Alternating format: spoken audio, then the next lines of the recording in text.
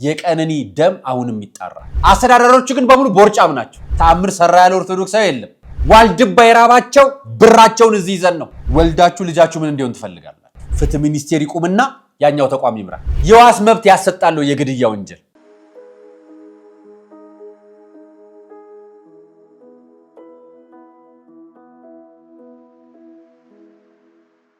ሰላም ጤና ይስጥልኝ ውድ የቃል ቀርን ሚዲያ ቤተሰቦቻችን እንደምን አላችሁ? በእያላችሁበት ሰዓት አቆጣጠር እንዳላችሁበት ሁኔታ ሰላማችሁ ብዝት ይበል ማለት ፈልጋለሁ። ወንድም እህቶቼ፣ ታላቅ ታናሾቼ እንደየእድሜያችሁና እንደየክብራችሁ መጠን ሰላማችሁ ይብዛ። ዛሬ የሰማዕቱ ቅዱስ ጊዮርጊስ ቀን ነው አይደለም? እንኳን አደረሳችሁ ለወራዊ በዓል። ቀጣይ ጥር 18 ደግሞ ሰባራ ጽም የሚከበርበት ዓመታዊ ክብረ በዓል ነው አይደለም? በእመቤታችን አማላጅነት በጻድቃን ሰማዕታት በቅዱሳን መላእክት ተራዳይነት ከክፉ ነገር በሙሉ ይጠብቀን እግዚአብሔር እኛን እንዲራዳን እኛ ደግሞ ወደ እግዚአብሔር ቀረብ እንበል። የዛሬው መልእክት ልንገራችሁ። አንዲት እናት ደወለችልኝና አራያ ሁሉ ጊዜ አንዳንድ ነገር ተናግራለች። ምን አልኳት? ንስሐ ግቡ በል አለች። ከኔ ዋጋ ያስከፍልም አይደለም፣ ለሚሰማው ደግሞ ይጠቅም ይሆናል። ንስሐ ግቡ። ይሄው መልእክቱን አስተላለፍኩት። ሁሉ ጊዜም ለማለት ሞከራለሁ ላለመርሳት ማለት ነው። ከዚህ ያስኳቸው ፕሮግራሞች መካከል ዛሬ የምትወልዱት ልጃችሁ እንዲሆንላችሁ የሚያሰኝ አንድ በጣም ደስ የሚል ሕፃን ልጅ ይዤላችሁ መጥቻለሁ። ከዛ በማስከተል ደግሞ ቆላ ድባ አካባቢ ላይ አንድ መነጋገሪያ የሆነ ክስተት ማህበራዊ ትስስር ገጽ ላይ የተጋራ ነው። ስለሱ ጉዳይ ማነሳላችሁ መረጃ ይኖረኛል። ከዛም በማስከተል አባቶቻችን ጋር እንሄዳለን። ይችን ሀገር ያቆማት ይችን ሀገር ያጸኗት በጸሎታቸው በመልጃቸው በረዴታቸው በበረከታቸው እነሱ ዓለምን ጥለው በጣሉበት ዓለም ውስጥ ድጋሚ እየተገፉ ስለሆነ ስለነሱ አባት ያስኩላችሁ መረጃ ላይ በተለይ በኢትዮጵያ ኦርቶዶክስ ተዋሕዶ ቤተክርስቲያን አባቶቻችን ጉዳይ አንድ መረጃ አመጣላችኋለሁ። ታዝናላችሁ፣ ትወዷቸዋላችሁ፣ ታከብራቸዋላችሁ። ኢትዮጵያ ኦርቶዶክስ ተዋሕዶ ቤተክርስቲያንን እንደገና እንድትናፍቁ ያደርጓቸዋል። ይህን መረጃ አቀርብላችኋለሁ። ከዛ በማስከተል ይዤላችሁ የምመጣው በልጄ ሞት ጉማ አልበላም ያሉትን አባት የቀነኒ ጉዳይ፣ ስለሱ ጉዳይ እስከ ፍትህ ሚኒስቴር ገባ ብለን መረጃዎች እናያለን። ያስኬደናል አያስኬደንም፣ ያሳየናል አያሳየንም። ስለሱ መረጃዎች የማቀርብላችሁ ጉዳይ ይኖራል። እናንተም አብራችሁን ስትቆዩ ሁሉንም ትሰሙታላችሁ። አራያ መካሻ ነኝ ፕሮግራሙን አዘጋጅቼ የማቀርብላችሁ። ይህ ቃለ ቀርን ሚዲያ ነው። ሰብስክራይብ፣ ላይክ እና ሼር እያደረጋችሁ መረጃው ለብዙ ኢትዮጵያውያን እንዲደርስ ሼር አድርጉልኝ። እናንተ አብራችሁን ስላላችሁ በጣም አመሰግናችኋለሁ። ከመሸጋገሪያ በኋላ ወደ ፕሮግራማችን እንገባለን።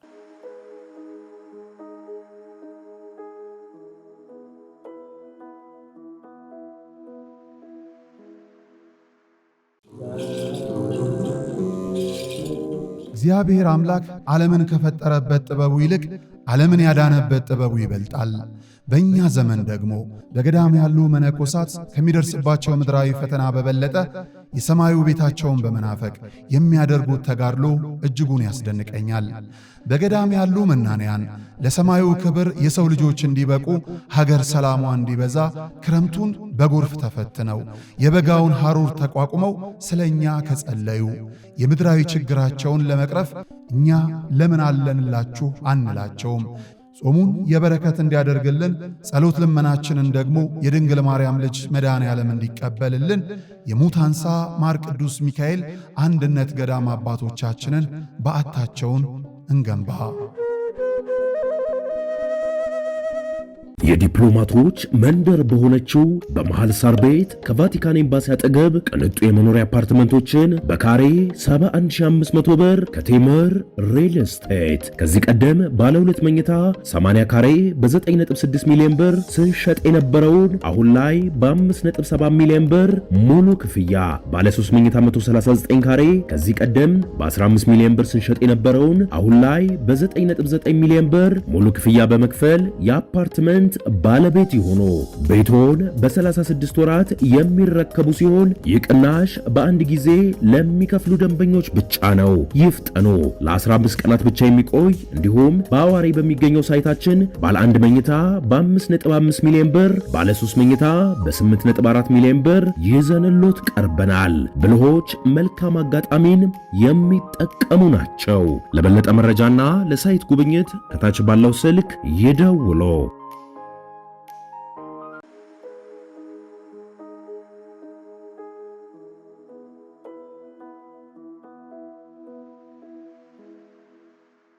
የመጀመሪያው መረጃ ወልዳችሁ ልጃችሁ ምን እንዲሆን ትፈልጋላችሁ? ምን እንዲሆን ነው የምትፈልጉት? ልጃችሁ አድጎ ተማሪ እንዲሆን፣ አድጎ ካህን እንዲሆን፣ አድጎ ሊቅ እንዲሆን፣ አድጎ ሀገር የሚያስጠራ ድንበር የሚያስከብር ለሀገሩ የሚቆም ራሱን የሚያቋቁም ቤተሰብ የሚመሰረት ልጅ እንዲሆን ነው የምትፈልጉት? እውነት ልጃችሁ ምን እንዲሆን ነው የምትፈልጉት? የወለዳችሁት ልጅ ዲጄ እንዲሆን የወለዳችሁት አላችሁ? ዳንሰኛ እንዲሆን የወለዳችሁት አላችሁ? ወላጅ ሆናችሁ አሽሽ ነጋዴ አሽሽ ሻጭስ እንዲሆን የወለዳችሁት አላችሁ? መቼም የወለደ ሰው ልጆቹ መልካም ስፍራ እንዲሰፍሩለት፣ ወደ እግዚአብሔር እንዲቀርቡለት፣ ሙስሊምም ከሆነ ወደ አላህ እንዲቀርቡለት ነው የሚመኝ፣ ወደ ክፉ እንዳይሄድ። ልጆቻችን እንዲህ ለማድረግ ታዲያ የምናሳድገው እንዴት ነው? ይሄን ላሳያችሁ ነው። እነኚህ ወላጆች አስቀንተው ነው የማሳያችሁ። የእናንተ ልጆችንስ እንዴት ነው የምታሳድጓቸው? ወደዚህ ታቀርቧቸዋላችሁ ወይ? ተመልከቷቸው። አሁንም ማሳያችሁ ታዳጊ ልጅ ካንደበቱ ማር ይፈልቃል የሚባልለት ጣፋጭ ልጅ ነው። أنا إيرانيين جبرائيل ملاك يتهبات سلانة إيناس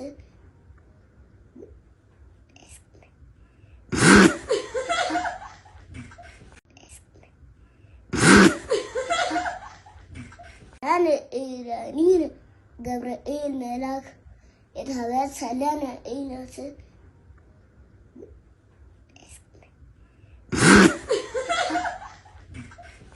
እንዲህ አይነት ልጅ የምታሳድጉት እውነት ይሄ ልጅ አሁን ቢያድግ ምንድን ነው የሚሆነው?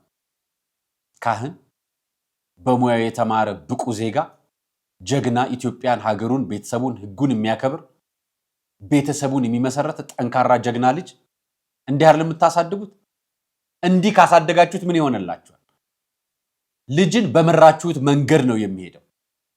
እናንተ ስልካችሁ ላይ ተቀምጣችሁ ልጅህን አጥና ብትሉት እናንተ ያላችሁበት ቦታ ነው መኖር የሚፈልገው። ስለዚህ ልጆቻችሁ ወደ ቲክቶክ ወዳልተፈለገው ነገር ይገባሉ።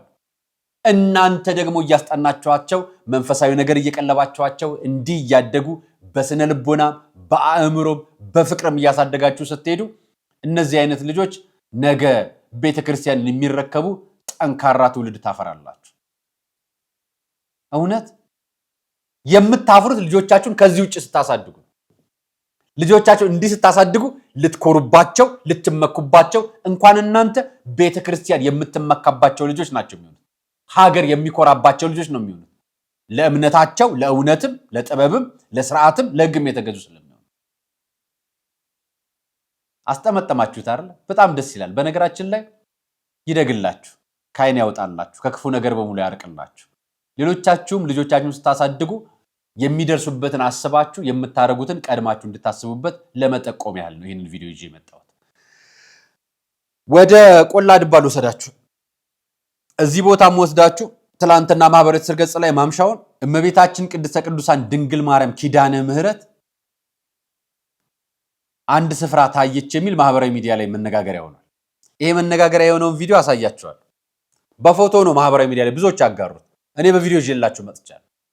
ዛሬ ጠዋት ደግሞ በስፍራው ላይ ቄሶች ማጠንት ይዘው ጥላ ይዘው ማህበረሰቡ ነጠላ ለብሶ ቦታውን ተአምር ለማየት ተሰብስቧል። አሁን ይሄን ቀረጻ በማድረግላችሁ ሰዓት ላይቭን እያየሁት ነው ወደ እናንተ ጋር የመጣሁት። ብዙዎች ይሄ ነገር ሐሰት ነው፣ እንደው ዝም ብሎ ዛፍ ለማምለክ ሲፈልጉ ነው ብለው የተቹዋሉ። እመቤታችን ተአምሯን የምትገልጸው ዛፍ እንዲመለክላት ብላ አይደለም። እንዲህ ብላ ማታቅ ሆና ማታቅ። ቤተክርስቲያን ውስጥ የሚከበረው ክብረ በዓል በሙሉ ክርስቶስን የሚያከብር ብቻ ነው። ከዛ ውጭ ሌላ አምላክ ኖሮን አያውቅም፣ አይኖርምንም፣ ወደፊትም የለም።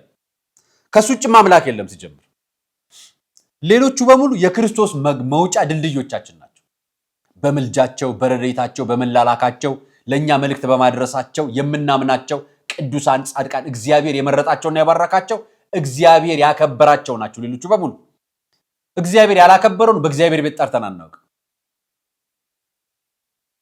ይሁዳ የሚባል ቤተክርስቲያን አይታችሁ ታውቃላችሁ አታውቁም አይደል አሪዮስ የሚባል ቅዱስ ሰምታችሁ ታውቃላችሁ አታውቁም አይደል ቤተክርስቲያን የምታከብረው የመረጣቸውን እግዚአብሔር የፈቀዳቸውን ቅዱሳን ብቻ ከዛ ውጪ እናንተ ብትለጥፉ ብትሉ ሌላ ነገር ነው ይሄን ቪዲዮ ማሳያችሁ ቀጥሎ ያለው ቪዲዮ ማሳያችሁ በቦታው ላይ በመሳሪያ ዛፉን ለመቆረጥ ሞክሮ ነበር ኮሪደር ልማት ሊሰራ ሲሞከር መሳሪያቸው እየተሰበረ አልቻለም ያዙት ማለት ከዛን መሳሪያው ስለተሰበረባቸው ያደረጉት ነገር ምን መሰላችሁ ትተውት ሄዱ ከዛን ልጆች ማየት ጀመሩና ተጠራርተው ሲያዩት የእመቤታችን የኪዳነ ምሕረት ስዕል በርቀት ይታያል እንደው በፎቶ ነው የተለጠፈው ነው እንዳትሉ በቪዲዮ እንድታዩት ይዤላችሁ መጣሁ ይሄው ኳላ የተመለከቱት ሙሉ ቪዲዮ ማለት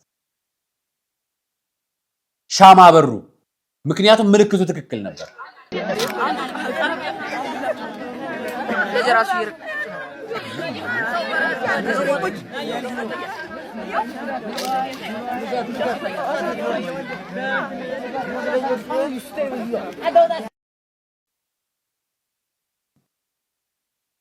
አያችሁት የኪዳነ ምሕረት ስዕል ነው የሚታየው እና ይሄ ተአምር አይደለም በእኛ ኃጢአት በእኛ በደል በእኛ ክፋት በእኛ ጦርነት በእኛ መከራና ስቃይ በእኛ ረሃብ እውነት ነው ልናይ አይገባንም ነበር ኃጢአተኞች ነን በደለኞች ነን እንኳን እመቤታችን ቅዱሳኑን እኛ መልካም ሰው ልናይ የሚገባን አይደለን ነገር ግን እግዚአብሔር በኃጢአተኞች ስፍራ ስለሚመላለስና እኛን ሊያድን ስለመጣ ምልክት ሰጣቸው እቺ ምልክት ግን ምክንያት አላት እቺ ምልክት ምክንያቱን አብረን የምናየው ይሆናልና ለታየው ተአምር ለደረሰው ነገር እኛ ደስ ብሎናል ስንል ደግነን መልካምነን በጎነን እያልን አይደለም ተአምር ነው የታየው አየን ተአምረናል ተአምር ሰራ ያለ ኦርቶዶክሳዊ የለም አሁን የትኛው ሰው ተአምር ሰራ ተባላችሁ ሰው ቢናገር ስለማታምኑ በዛፍ ስር ምስሏን አሳየችን እመቤታችን ሰሞኑን ይነሳል አይደለም ገና ተነስቷል ገና መጥቷል ጥምቀት መጥቷል ሰሞኑን የሚነሱ ደግሞ የሚንጫጩ ሰዎች አሉ አይደለም መስቀል አስደረገው የሚያስመሰክሩ ይመጡላችኋል እነሱ ለሚመጡ ለነሱ ምልክት እንዲሆናቸው ይወጣል ወይ ቆላ ደባ ይዘናቸው እንዲነሱ እነ እዩ ምናምን የሚባሉት እነ ትዝታው የሚባሉት ይነሳሉ አይደለም አሁን የገናና የጥምቀት ሰሞን ከዛን ጣፍተው ደግሞ ለፋሲካ ይነሳል ጣፍተው ደግሞ ለመስቀል ይነሳል ይሄ ቋሚ ስራቸው የክብረ በዓሉ የጥላ ክፉ ድባብ ለመሆን የሚሞክሩ ናቸው ለነሱ ምልክት ይሆናቸው ዘንድ ነው የመጣው ወደ አባቶቻችን ነው የምወስዳቸው ብፁዓን አባቶቻችን የሚያስተዳድሯቸው በጣም ብዙ እልፍ ቤተክርስቲያን ነው በአንድ ሀገረ ስብከት ከ2000 በላይ ቤተክርስቲያን ገዳማት ያስተዳድራሉ እያንዳንዱ ብፁዓን አባቶቻችን በጣም ብዙ ያለበት አለ መጠኑ ያነሰበት አለ ከ30,000 በላይ ገዳማትና ቤተክርስቲያን አድባራት አሉ ኢትዮጵያ ውስጥ ከ30,000 በላይ ይሄ በጣም ብዙ ነው እንደገና በእያንዳንዱ ስፍራ ደግሞ ገዳማት አሉ ሱባኤ ገቡ አሉ በጫካው ነው የሚጸልዩ ያሉ ስውራን አባቶች አሉ እነዚህ በራሳቸው የበቁ እነሱ ግን ራሳቸውን እንደ ኃጢአተኛ እንደ በደለኛ ቆጥረው ከፈጣሪ ፊት እባክ አንተው እንደፈቀድክ እንደ ኃጢአቴ ሳይሆን እንደ ምሕረት ማረኝ ይያሉ የሚማጸኑ ስለ ሀገራችን የሚጸልዩ ቅዱሳን አባቶች አሉ የነኚህን አባቶች ቪዲዮ አይቼ ጨነቀኝ በጣም ነው የጨነቀኝ እኔ ገዳም ሄጄ አውቃለሁ የተወሰነ ገዳም በከፍተኛ የራብ አደጋ ስጋት ውስጥ ነን የዋልድባ ሰቋር ኪዳነ ምሕረት አንድነት ገዳም አባቶች ዋልድባ ገዳም ሰቋር ኪዳነ ምሕረት አንድነት ገዳም ድምጻቸውን ላሰማችሁ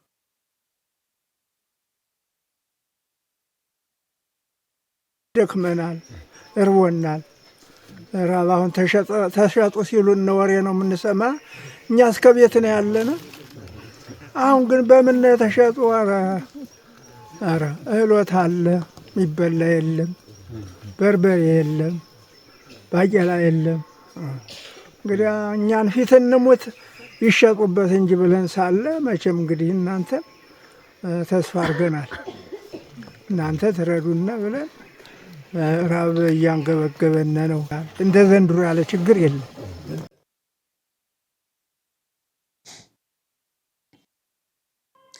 እንዲህ የገዳም አባቶች ተቸግረው ገዳሙ ተሰቃይተው በረሃብ እየተሰቃዩ እየሰማን እያየን አዲስ አበባ ላይ የሚገባ ጧፍ የሚገባ ዣንጥላ በጨረታ እያወጡ እየሸጡ እያየን እየሰማን እዚሁ አዲስ አበባ ውስጥ ግብር ለገቢዎች የሚከፍል ደብር እየሰማን እዚሁ ሳሊተ ምሕረት ላይ ገዳም አባቶች አይደለም ቤተክርስቲያን የሚያመልኩበትና የሚጸልዩበት ጧፍና ዕጣን ቀርቶ የሚበሉት አጥተው ረሃብ በአደባባይ አስወጥቶ ከጸሎት ስፍራ ዞር አድርጎ እንዲናገሩ አበቃቸው። ኑ አዲስ አበባ እንደ ካህናቱን አልጠይቅም። አስተዳዳሪዎቹ ግን በሙሉ ቦርጫም ናቸው አብዛኞቹ። ይቅር በሉኝ እንግዲህ አባቶች። ጳጳሶቹስ እኔ አላልኩም፣ እኔ አትበሉኝ፣ እናንተ አትበሉኝ፣ እኔ አላልኩም፣ ጳጳሶቹ አላልኩም። ብፁዓን ሊቃነ ጳጳሳት ይሄን ነገር አልሰሙ ይሆናል፣ አላዩ ይሆናል፣ ግን ያስተባብራሉ ብዬ ተስፋ አደርጋለሁ። ቤተ ክህነት ከገባ በኋላ ቤተ ክህነት ከሁሉም አድባራት ከሁሉም ገዳማት ከሁሉም 20% እና 30% ከገባ በኋላ ለደሞዝ በሀገረሰብ በሊቀ ጳጳሱ ዘንድ ከሚከፈለው ውጪ ሌላው ገንዘብ ምንድነው የምታረጉበት? ገዳማትን ከረሃብ ካላተረፈ ምንድነው የምታረጉበት? ጓዳችሁ ያሉ አባቶች ካህናት ገዳማት የፈረሱ ቤተክርስቲያን ማደስ ካልቻለ መመለስ ካልቻለ ውሃ ካላጠጣ ዳቦ እንዴ ስንዴ በቆሎ ወይ በባቄላ እንኳን መስጠት ካልቻለ ምንድነው የምታረጉበት? እስቲ በጀቱ ምንድነው የሚውለው? የስብሰባ ውጭ ሀገር የሜጃ የአየር ትኬት ከአድባራት መንቀሳቀሻ ለጳጳሳት መኪና ለሀገረ ስብከት መኪና አበል ይሄ ነው በቃ እውነት ይሄ ነው እንቅስቃሴያችን? ይሄ ነው በየሀገረ ስብከቱ ተሰብስቦ ከያንዳንዱ ምዕመን የእግዚአብሔርን ገንዘብ አምጡ ተብሎ የሚጠየቀው ገንዘብ የሚውልበት? ለኛ አባቶች መትረፍ አይችልም? ዋልድባ ሰቋር ኪዳነ ምሕረት አንድነት ገዳም ነው የተባለው።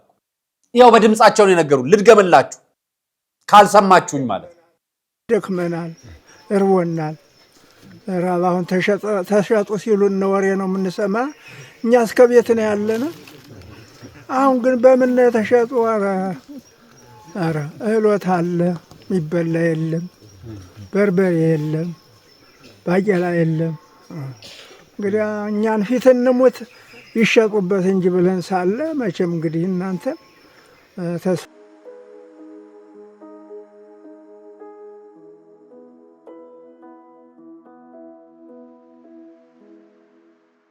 የዲፕሎማቶች መንደር በሆነችው በመሃል ሳር ቤት ከቫቲካን ኤምባሲ አጠገብ ቅንጡ የመኖሪያ አፓርትመንቶችን በካሬ 71500 ብር ከቴምር ሪል ስቴት ከዚህ ቀደም ባለ 2 መኝታ 80 ካሬ በ9.6 ሚሊዮን ብር ስንሸጥ የነበረውን አሁን ላይ በ5.7 ሚሊዮን ብር ሙሉ ክፍያ፣ ባለ 3 መኝታ 139 ካሬ ከዚህ ቀደም በ15 ሚሊዮን ብር ስንሸጥ የነበረውን አሁን ላይ በ9.9 ሚሊዮን ብር ሙሉ ክፍያ በመክፈል የአፓርትመንት ባለቤት ይሆኑ።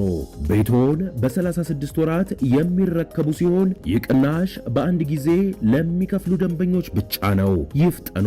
ለ15 ቀናት ብቻ የሚቆይ እንዲሁም በአዋሬ በሚገኘው ሳይታችን ባለ 1 መኝታ በ5.5 ሚሊዮን ብር፣ ባለ 3 መኝታ በ8.4 ሚሊዮን ብር ይዘንሎት ቀርበናል። ብልሆች መልካም አጋጣሚን የሚጠቀሙ ናቸው። ለበለጠ መረጃና ለሳይት ጉብኝት ከታች ባለው ስልክ ይደውሉ።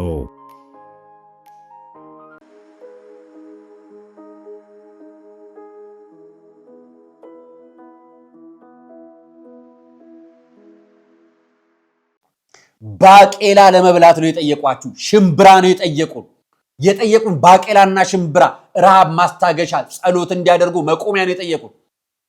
እኛ ገዳም አባቶች ተሰብስበው ነው አሁን የሚናገሩት። በየጫካው ቆመው ሌት ተቀን የሚጸልዩ አባቶች ናቸው። በረሃብ ራስን መቅጣትና መግደል በፈጣሪ ፊትም ፍርድ ያሰጣል። ፍርድ ፈርተው እኛ አደባባይ እናንተ አደባባይ ወደፊት ለፊት መጥተዋል። ከጓዳ ወጥተው ህዝባችን በጦርነት ውጤቱ ትርፉ በየመጠለያ ጣቢያ ሆኖ በተፈናቀለበት ስፍራ ሆኖ በረሃብ እየተሰቃየ ነው። አሁን ደግሞ አይደለም ነዋሪው ገዳም ውስጥ የሚኖሩ ቤተክርስቲያን መዋቅር ውስጥ ያሉ ቤተክርስቲያን 20% የምትቆርጥባቸው ከእያንዳንዱ ቤተክርስቲያን መዋቅሯን ለመምራት የገዳሟ አባቶች መናንያን ራበን አሉ። ይሄን ለማስተዳደር ማህበረ ቅዱሳን በገዳማውያን አስተዳደር ጉዳይ ላይ ቢሮ እንዳለውና በዚህ ዘርፍ እንደሚሰራ አውቃለሁ። ቤተክርስቲያን የኢትዮጵያ ኦርቶዶክስ ተዋሕዶ ቤተክርስቲያን ራሷ ባለፈውም ሰምቻለሁ ከግንቦቱ ከቅዱስ ሲኖዶስ ከርክበ ካህናት ጉባኤ ቀጥሎ በፊት ነው የገዳማውያን አባቶችን ሰብስቧል። ለምን የምንሰበስባቸው? ለራበው ሆድ ጆሮ አለ ብሎ የሆነ ነገር መናገር ምን ያደርግላቸዋል? እነሱ እኮ የሚፈልጉት አሁን የሚቀምሷት ነገርና ጸሎት የሚያደርጉበትን ቦታ ብቻ። አዲስ አበባ ተቀምጠን ነው ዋልድባ የምናስረባቸው። ዋልድባ የራባቸው ብራቸውን እዚህ ይዘን ነው ካዝናችን ውስጥ አስቀምጠን ነው ግብር እየከፈልን እየቆረጥን ነው። በየአድባራቱ የግል አስተዳዳሪ ካዝና እየሞላን ነው። ከአንድ ቤት 3 ቤት እየገዛን ነው። እኛ የቤተ ክርስቲያን አስተዳዳሪ ሆነን በየቀኑ ከአባይ ባንክ መኪና፣ ቤት፣ የቤተ ክርስቲያን ስራ ቦታ ላይ እየተበደርን ገዳማውያን ግን እየተራቡብን ነው። አዎ አስራት በኩራታችን አዲስ አበባ ሆኖ ገጠር ያለው ገዳም ግን ተሰቃየ። አማኙም እምነቱም ስርዓቱም ልቡም ያለው ግን ገዳምና ገጠር ነው። ገንዘብ ያለው ደግሞ አዲስ አበባና አስተዳዳሪዎቿ ላይ ወይ ደግሞ ትላልቅ ደብር ላይ በየክልሉ የሚገኘው ላይ ነው። እና ለኛ ገዳም አባቶች መች ነው የምንደርስላቸው? የተወሰነ መረጃ ሰምቻለሁ። ጥር 16 ጀምሮ ገቢ ማሰባሰቢያ እናከናውንላቸው የሚል መረጃ ደርሶኛል። ይሄን ጉዳይ የምታስተባብሩ አካላቶች አካውንት ከሰጣችሁን ቀድማችሁን በኋላም ብትሰጡን በቻላችሁት አቅም ገዳማውያን አባቶቻችን አንድም ሰው በረሃብ እንዳይሞት የቻልነውን እናድርግ። ከደሞዛችን አስራታችን አውጥተን እንልካለን። እውነት ራሳችሁን አዘጋጁ። በዓል ነው። አሁን ውጭ ያላችሁትም አዲስ ዓመት እየቀየራችሁ ነው። ሀገር ውስጥ ያላችሁትም ቤተሰብ አለ፣ በዓል አለ። ከጥምቀት በኋላ ከ16 ጀምሮ ያለው ፕሮግራም ተዘጋጁ። ለአባቶቻችን ያስቀመጣችሁትም ካለ አዘጊዩትና ለእንደዚህ አይነት ገዳም እንላክ። ከተማ ላለ ህንፃ ለሚታደስ ቤተክርስቲያን እኮ ገንዘብ ልከናል። ለህንፃ ስላሴ ግን ቋጥረን ቁጭ ብለናል። ይሄ መደረግ የነበረበት በቤተ ክህነት አመራር ነው። ገዳምን የሚመለከት የቤተ ክህነት አመራር ጳጳስ ካለን በዚህ ጳጳስ ነው መመራት ያለበት። ሲጀምር መመራት የለበትም። ከቤተ ክህነት ካዝና ወጥቶ በቀጥታ ለዚህ ነበረ በጀት መዋል የነበረበት። ለመቄዶንያ ይሄን ያህል ረዳን፣ ለምናምን ይሄን ያህል ረዳን የምትሉ እኮ ጳጳሳት አላችሁ። 500,000 ሊቀ ጳጳስ እንትና አስገባ እንባላለን። ለገዳም ለጸሎት ለሚያደርጉ ለሀገር ለሚጸልዩ ለነዚህ አባቶች ለገዳም ለቤተ ክርስቲያን እኮ አናዋጣ። እኛ ራሳችን ቤተ ክርስቲያን እኮ ነው ከካዝናው አውጥታ መስጠት ያለባት። ከዛው ነው እኮ ተሰብስበው የመጣው አይደል? ይቅር ይበላችሁ። የዚህ ልጅ ፍትህ መነጋገሪያ ሆኗል ማህበራዊ ሚዲያ ላይ። የልጄን ጉማ አልበላም ያሉት አባትየው ናቸው። ቀነኒ አዱኛ ቀብሯ ይሄን ይመስል ነበር። ቅድስት ሥላሴ ካቴድራል የአርቲስት አንዱዓለም ጎሳ ባለቤት ነበረች።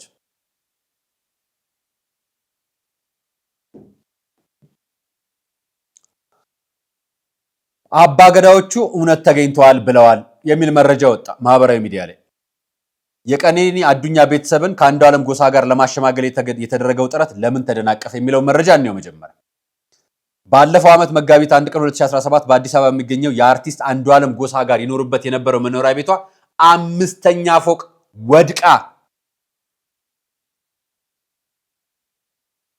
ህይወቷ ማለፉ የተሰማው የቀነኒ ሞዴል ቀነኒ አዱኛን ጉዳይ በባህላዊ የኦሮሞ አባገዳዎች ስርዓት በእርቅ ለመቋጨት የተደረገው ጥረት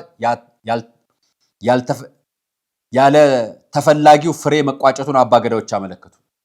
ማለትም አባትየው መጥተው ባለመስማማታቸው ሽምግልና ቦታ ባለመምጣታቸው ይሄ መቋጨቱ ተነገረ ብለዋል። ወጣቷም ህልፈት ከተሰማበት ዕለት ጀምሮ በቅርበት ስንከታተልና ብዙ ሰዎች ሲከታተሉና በባህላዊ ስርዓት ፍትህም እንዲያገኝ ጥረት ሲደረግ እንደነበር ታውቃላችሁ። አስተያየታቸውን ለዶቼ ቬለ የሰጡትም ግለሰቦች ነገሩ የቱለማ አባገዳ ጎበና ሆላና ባለፉት 3 ወራት ጉዳዩን በርቅ ለመቋጨት በተደረገው ጥረት ግን ሳይሰምር መቅረቱ ሰምቷል። ባለፉት 3 ወራት ተጠርጣሪውና ተጎጂ ወገኖች በአንድ ላይ በማምጣት ለማየት ሲሞከር ነበር። እንደምታውቁት ጉዳዩን በዘመናዊ ፍርድ ቤትም እልባት አላገኘም። እስኪ አንድ ነገር ላሳያችሁ፣ ማለት የኔን ሐሳብና ትንታኔ ከመስጠቴ በፊት ይሄን ነገር ላሳያችሁ። የአባትየውን ንግግር የአቶ አዱኛ መላው የኦሮሞ ህዝብ፣ መላው የኢትዮጵያ ህዝብ እንድታውቁልኝ የምፈልገው እንደ ቀነኒ ቤተሰብ እኛ ከአባገዳዎቹ ጋር ያልተስማማንበት ቦታ የአባገዳን ስርዓት የገዳን ስርዓት አለመቀበል ሳይሆን አለማክበር ሳይሆን የቀነኒ ጉዳት በግልጽ ሊጣራ ይገባል ከሚል አኳያ ነው። ፊቷን እንደዚያ ያደረገው የደረሰባት ጉዳት መጠንና ጥልቀት መታወቅ አለበት። በጎጂው በኩል እየተባለ ያለው አልገደልኩም ግን ጉማ ከፍላለሁ የሚል ስለሆነ እሱን ጉማ አንቀበልም፣ ልጃችንን ጉማ አንበላም ነው ያለው። እኛ ያለው ይሄንን ነው። ከዛ ውጪ እዛ እንትን ላይ ያልተገኘንበት ምክንያት ይሄ ነው። ሌላው ቤት አለን። ቤታችን ሁለቴ መጥተዋል። የተነጋገርነው አለ። ከመሐላ በፊት መጣራት ያለበት ነገር አለ ብለን አመልክተናል። አጣርቼ መለሳለሁ ነው ባሉ መጨረሻ ላይ ግን ያሉት አባገዳው ወደ መሐላ ነው የሚሄደው፣ ከመሐላ በኋላ ነው ያሉት። እኛ ያንን መሐላ አልተቀበለም እንደ ቤተሰብ። ይሄን እንድታውቁ እንፈልጋለን። በመጨረሻ ማለት የሚፈልገው መላው ውጪም ያላችሁ ውስጥም ያላችሁ ለቀነኒ ፍትህ ሲጠብቁ የነበሩ ኢትዮጵያውያን በሙሉ ከልብ የመነጨ ምስጋናችን እናቀርባለን። በአቶ አዱኛ ሐሳብ መነሻነት ሐሳቦችን እንሰንዝር። ኢትዮጵያ ውስጥ ህግ በፍትህ ሚኒስቴር፣ በአቃቢ ህግ፣ በፍርድ ቤት፣ በችሎት ይከበራል። ህግ ማለት ህግን የሚመራው ኢትዮጵያ ውስጥ ያለው አካል ፍትህ ሚኒስቴር ነው። ከዛ ውጪ በየስፍራው በየክልሉ በየአካባቢው የራሱ የሆነ የሽምግልና ስርዓቶች አሉ። ኦሮሚያ ላይ ገዳ ስርዓት አለ፣ አማራ ላይ ሽምግልና ስርዓት አለ፣ ትግራይም ላይ ሽምግልና ስርዓት አለ። የጋሞች ጋርም ሌሎችም ጋርም እንዲህ አይነት ስርዓት አለ። ይሄ በባህል ተመሳሳይ ስርዓት ነው በሁሉም ዘንድ።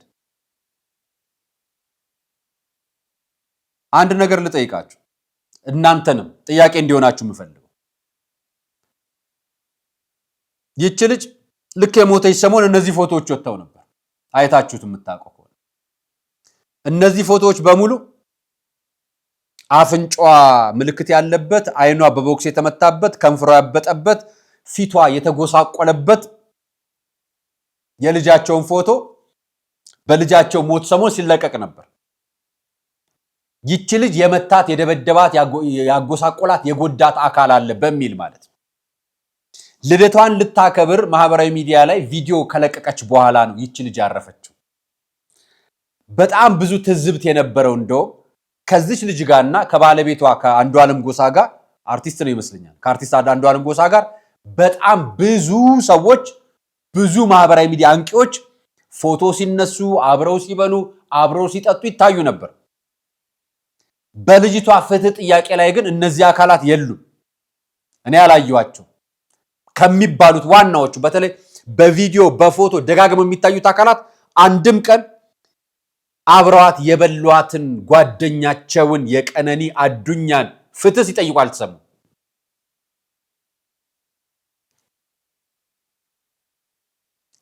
መልእክታቸውን ሰምታችኋል አይደለም? ያባትየው ሽማግሌዎች አባገዳዎች ሊያስታርቁን ሞከሩ።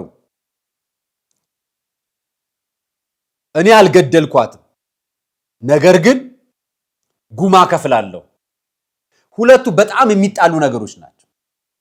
በኢትዮጵያ ስርዓት ካሳ ወይም ጉማ የሚከፈለው በደል አድርሶ በበደሉ ልክ ለሚከፈል ነገር ነው ጉማ የሚከፈለው ወይ ካሳ የሚከፈለው። አልገደልኳትም ግን ጉማ ከፍላለሁ። አንደኛው አማርኛ ገድያታለሁ አልገደልኳትም በሉ ካሳውን ልክፈል፣ አንደኛው አማርኛ። ሁለተኛው ደግሞ አልገደልኳትም ነገር ግን እናንተም ተበደላችኋል፣ እኔም አዝኛለሁ፣ ባለቤቴ ነች፣ ለባለቤቴ ቤተሰቦች እንደው የሚሆን ነገር ላድርግ የሚል መልእክት አለ። ሁለቱ አባገዳዎች ምን እንደያዙ አላውቅም። መጨረሻ ውሳኔያቸውን የራሳቸው ውሳኔ እንግዲህ ገልጸዋል። ማስታረቅ አልቻልንም በሚል እኛ አባት ልጄ ለሞት ምክንያት የሆናት ዱላ፣ ድብደባ፣ ሰንበር፣ ደም ምናምን ፎቶ ይታይባታል። እነዚህ ነገሮች መረጋገጥ የሚችሉት ደግሞ በፖሊስ ብቻ ነው። ሌላ ቦታ ሽምግልና ጋር ብትሄዱ ምናምን ቦታ ብትሮጡ ምንም ማጣራት አይቻልም። ቢጣራም እንኳን ውጤቱ ቢወጣ እንኳን ለዚህ ጉዳይ ውሳኔ አካል በሽምግልናው መታረቅ ይቻላል። በፍትህ ቢሮ ግን ህግ ነው። ማንም ሰው መታረቅ ይችላል። በነገራችን እንደው በልማድም ካያችሁ ሰዎች ተጣልተው ቀድመው ክስ ሳይመሰርቱ ፖሊስ መረጃው ሳይደርሰው ወደ ህግ ሳይገባ በፊት ታረቁ ቀድማችሁ ይባላል። ከዛን ከሳሽም ተከሳሽም አይኖርም። ክስ ከተመሰረተ በኋላ ጉዳዩ በህግ ከተያዘ በኋላ በሽምግልና የፍትህ ቢሮውን የመንግስትን ህግ መጣስ አይቻልም። ስለዚህ ህግ መያዝ ያለ ዚሆን ይቀጥላል። ለዚህ ጉዳይ ግን ምላሽ መስጠት ያለበት አካል ያለ ይመስለኛል። ይሄ ተቋም ፍትህ ሚኒስቴር ይባላል። ፍትህ ሚኒስቴር ለሁሉም ህዝቦች ህግን በእኩል መልኩ ፈትቶ ፍትህ ለህዝቦች ለተበዳይ እንዲደርስና በዳይም በስርዓት እንዲቀጣ የሚያደርግ ተቋም። ይሄ ተቋም ስለ ቀነኒ ጉዳይ ብቻ ሳይሆን ስለመላው ኢትዮጵያውያን በእኩልነት የመንቀሳቀስ፣ የመዛወር፣ በነፃነት የመኖር፣ የመናገር፣ ያለመበደል፣ ያለመገደል መብትም ጥብቅና የሚቆም ነው። ይሄ ተቋም ከኔ ህግ በላይ የአባገዳዎች ህግ፣ ከኔ ህግ በላይ የሽማግሌዎች ህግ፣ ከኔ ህግ በላይ እናንተ ትበልጣላችሁ የሚለው ተቋም አለው ወይ? ካለ ፍትህ ሚኒስቴር ይቁምና ያኛው ተቋም ይምራል። ከሌለ ፍትህ ሚኒስቴር የጀመረውን ህግ ያስፈጽምልን። የመጀመሪያ ለሁሉም ስለሚያስኬድ። ምክንያቱም የምንሰማቸው አሉባልታዎች በገንዘብ በእውቅና በምናምን የሚሉ አጀንዳዎች ብዙ ስላሉበት ይሄንን ደግሞ አናውቀውም። መረጃው ማህበራዊ ሚዲያ ላይ የሚጋራው እውነት ደግሞ የሚሆነው ፍትህ ሚኒስቴርና ህግ ሲያረጋግጠው ብቻ ነው። ይሄ መስሪያ ቤት የኢትዮጵያ ፌዴራል ፖሊስ ይባላል። ድንበር ተሻጋሪ ወንጀሎችን በሙሉ ምርምር የሚያደርግና ማለት ወንጀሎችን የሚቆጣጠር፣ ወንጀሎችን ክትትል የሚያደርግ፣ ህግ ሲጣስ መንግስትን ህግ የሚያስከብር፣ የፍትህ ሚኒስቴር ህግ የሚያስከብር አንደኛው አስፈጻሚ አካል ነው። በፍትህ ሚኒስቴር ስር የሚመራ፣ በኢንሳ በጸጥታ መዋቅር ስር የሚመራ፣ በብሔራዊ የጸጥታ ተቋማት ስር የሚመራ ከፍተኛ ተቋም። ይሄ ጉዳይ የተፈጸመው ደግሞ አዲስ አበባ ነው። አዲስ አበባን ከተመለከተ ደግሞ የአዲስ አበባ ፖሊስ ነው የሚመለከተው። የአዲስ አበባ ፖሊስ አንድ የምንጠይቀው ጥያቄ ይሄ የኢትዮጵያ ፌዴራል ዲሞክራሲያዊ ሪፐብሊክ የወንጀል ህግ ነው።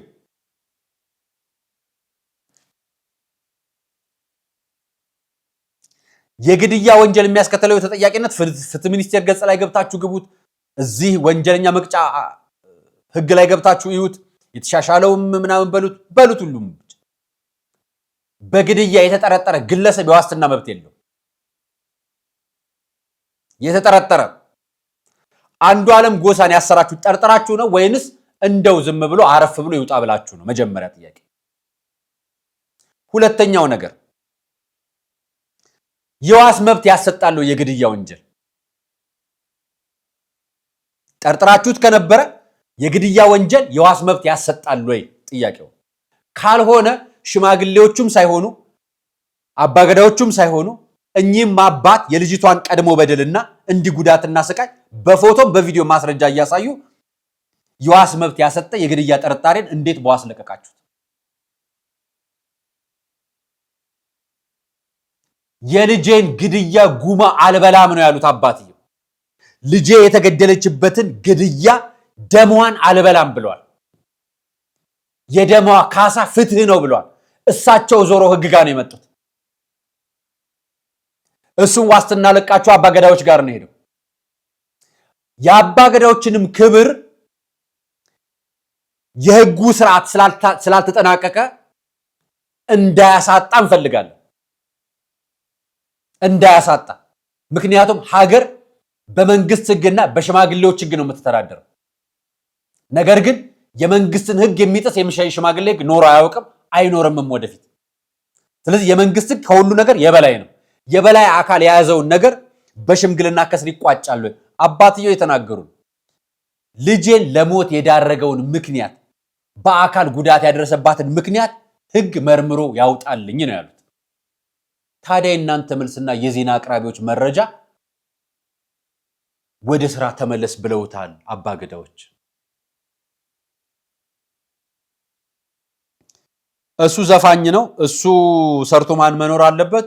ማንም ሰው ማድረግ ያለበት ወንጀል የፈጸመ ወንጀሉ ሲጠናቀቅለት ወደ መደበኛ ስራና ማህበራዊ ጉዳይ መንቀሳቀስ አለበት። እንደ አቤል ደም የንጹህ ነፍስ ደም ትጣራለች።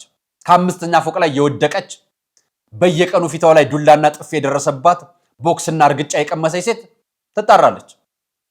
የዚች ልጅ ድምጽ ነው አሁን የምንናገረው። ቀነኒን አናቃትም በአካል አንዷለም አናቀውም በአካል እምናቀው መረጃቸውን። መረጃ ደግሞ አንድ የሚዲያ ባለሙያ አንድ የሚዲያ ዘጋቢ ፍትህ እንዴት እንደሚረጋገጥ ሳቅ አይዘግብም። ስለዚህ የመንግስት የጸጥታ ተቋም ይሄኛው ነገር አብዝቶ ሲሄድበት ከመጠኑና ከቁጥጥር ውጪ እየወጣ እንደሚሄድ አስቦ ጉዳዩን ወደ ርምትና ወደ ማስተካከል ቢገባ፣ አለበለዚያ ራሷን ጥላ ነው የሞተችው የሚልና ቀድማ የመታችው ደግሞ ራሷን በራሷ ነው የሚለን ከሆነ ደግሞ በመግለጫ ያሳውቃል። ሁሉ ነገር ግን በህግና በስርዓት ይሄድ። ፍትህ ሚኒስቴር፣ የአዲስ አበባ ፖሊስ፣ ፌደራል ፖሊስ በዚህ ጉዳይ ላይ ይሄን የሚመለከተውን አካል የያዘውን መረጃ አውጥቶ ይግለጽልን። አለበለዚያ የፍትህ ምርመራ ምኑ ላይ ነው ትርጉሙ? ምን ያረጋል ልንል ነው ወይ? እኛ እንደሱ አንልም። እኛ ህግን እናከብራለን፣ ህግ እንዲከበር እንጠይቃለን። የቀነኒ ደም አሁንም ይጣራል። አባትየው የልጄን ሞት ጉማ አልበላም ብለዋል። ጉማ የሚከፈለው ደግሞ የሞት ወይ ደግሞ የአጥፊው ካሳ ሲሆን አጥፊ አይደለውም ግን ካሳ ልክፈል የሚለው ቃል ፖሊስ እንዴት ታዩታላችሁ? እናንተስ እንዴት ትመለከቱታላችሁ? ዛሬ ትዝብቴን ያጋራዋችሁ ስላልተዋጠልኝ ትክክል ስላልመሰለኝ ህግን ስለማከብር በህግ ደረጃ መታየት ያለበት በህግ ይታያል። እንግዲህ የአባገዳዎችን ክብር የሚያሳጣ መንገድ የሳተ ይመስለኛል። ይሄኛው ትክክል አይደለም። ሽምግልናው በፍትህ የተያዘ ጉዳይ በፍትህ ተቋይቶ በሰላማዊ ኑሮ ለመቀላቀል ነው እርቁ የሚጠየቀው። የትኛውም ቦታ ፍርድ ከተከናወነ በኋላ የህግ ፍርድ የመንግስት ፍርድ ከዛ በኋላ ነው ፍትሁ ተጠናቆ ሲያልቅ በነፃ የሚባል ይፈረድበትም ራስ ነገዳይም ራስ ገዳይ አይደለም ነፃ ነው ይባልም ከወጡ በኋላ ይሄ ጉዳይ እሱ መስሏችሁ ነበር አይደለም ብላችሁ እርቅ ማስቀመጥ ያኔ ነው። በመሐላና በመናምን ያላችሁት ግን እኔ አልምልም ብለዋል አባቴ። የልጄን ሞት ደም አልበላም ብለዋል። የዛሬ ቆይታ ይህን ይመስላል። አርያ መካሻ ነበር ፕሮግራሙን አዘጋጅቼ ያቀርብኩላችሁ። ለነበረኝ ቆይታ አመሰግናለሁ። ሐሳብ አስተያየታችሁን ደግሞ እጠብቃለሁ። ሰናይ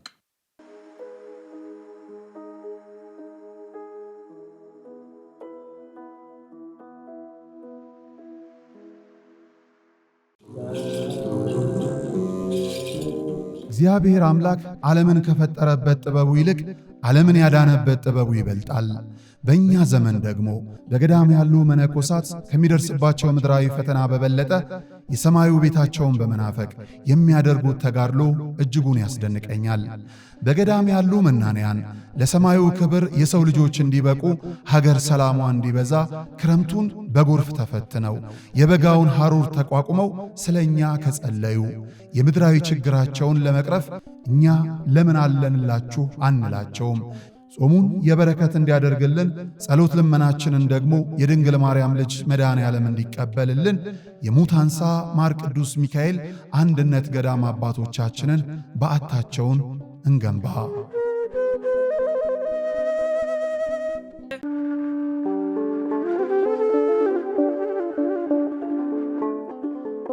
በዘመን ብዛት እርጅና ተጫጭኖት በሰው ማጣት መቅደሱ ለፈረሰው ጣጃ አቦአቡ የገብረ መንፈስ ቅዱስ ማን ነው ቀድሞ የሚደርሰው?